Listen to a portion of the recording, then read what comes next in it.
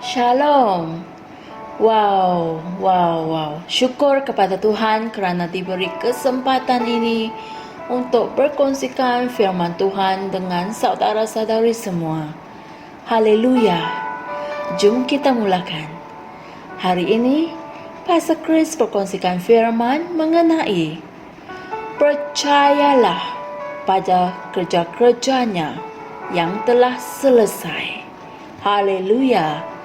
Ayat Injil pembukaan kita dari Efesus 2 ayat 8 hingga 9 berkata, kerana dengan rahmat kamu telah diselamatkan melalui iman, dan itu bukan hasil usahamu, tetapi pemberian Allah.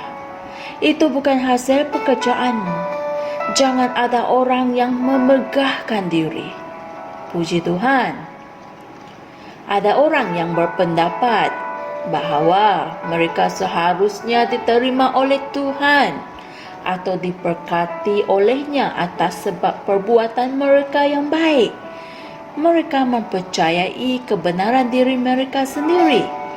Namun, apa yang Tuhan kehendaki adalah iman kamu pada kerja-kerja Kristus yang telah selesai itu, yaitu kerja penggantiannya bagi pihak kamu. Haleluya. Rasul Paulus mendedahkan kesia-siaan untuk bergantung pada pekerjaan kamu yang baik itu atau bergantung pada hukum Taurat untuk diterima oleh Tuhan.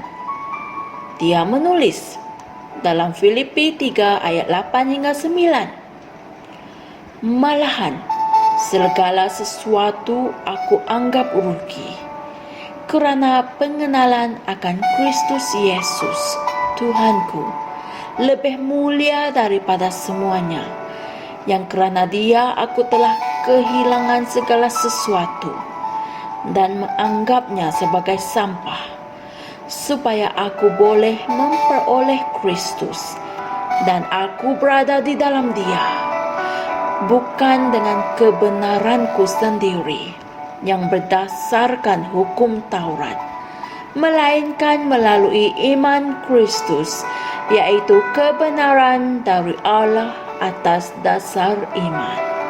Puji Tuhan. Perhatikan bahagian ayat yang digariskan itu tadi. Ia mendedahkan ringkasan tentang Injil tersebut, yaitu untuk berada di dalam Kristus, bukan dengan kebenaran kita sendiri, tetapi dengan kebenaran Allah melalui iman Kristus Yesus. Haleluya. Jangan sesekali cuba membuat Tuhan kagum dengan kealiman kamu itu. Dia sudah memberkati kamu dengan segala berkat rohani di syurga dalam Kristus. Hal ini tertulis dalam Efesus 1 ayat 3. Tiada ada satu pun yang kamu inginkan yang bukan milik kamu dalam Kristus. Segala sesuatu yang Dia miliki adalah milik kamu. Puji Tuhan. Ingatlah, Dia telah menyerahkan nyawanya untuk kamu. Oleh itu, iman kamu sepatutnya berdasarkan apa yang Dia telah lakukan, apa yang Dia telah capai untuk kamu dan dalam diri kamu. Amin. Sebab mengapa kamu dapat hidup dalam kesihatan ilahi, kemakmuran ilahi, kemenangan dan dipenuhi dengan berkat yang tidak berkesudahan adalah kerana Kristus telah menjadikan semua itu milik kamu.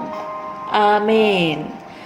Tumpuan dan kepercayaanmu haruslah berdasarkan Dia, berdasarkan apa yang Dia telah lakukan dan siapa dirinya, dan bukannya berdasarkan perbuatanmu sendiri. Haleluya. Saudara-saudari, mari kita sama-sama berdoa. Terpujilah Tuhan. Engkau Tuhan yang hebat dan patut dipuji. Terima kasih kerana memberkati aku dengan segala berkat rohani di syurga dalam Kristus Yesus.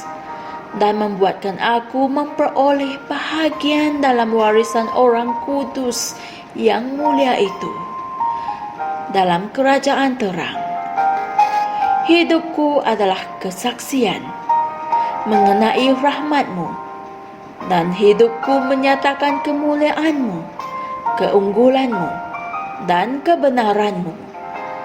Dalam nama Yesus. Amin. Untuk kajian tambahan dan untuk renungan tambahan, sila baca 2 Petrus 1 ayat 3, 1 Korintus 3 ayat 21, dan Roma 4 ayat 14. Haleluya! Kesimpulannya, imanmu hendaklah berdasarkan pada apa yang Yesus Kristus telah lakukan untuk kita dan bukannya pada perbuatanmu sendiri.